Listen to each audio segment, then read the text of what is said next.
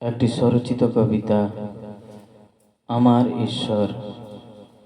আমার ঈশ্বর থাকেন অদৃশ্য লিখনে, গাছের মতো ছায়া প্রদানকারী, তার শাখা প্রশাখায় ফোটে ফুল।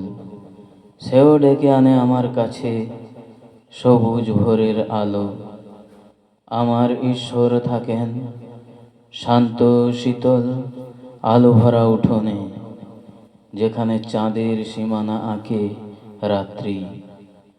আমার ঈশ্বর ধুলোমাখা গায়ে হেঁটে যায়, শীতের চাদর নেই, গরমের মিষ্টতা নেই। আমার ঈশ্বর দিন রাত আমায় খোঁজে না মোটেই, সে খোঁজে ধুলোমাখা পথ, যেখানে কোলাহল নেই, ব্যস্ততা নেই, নর্দমা নেই।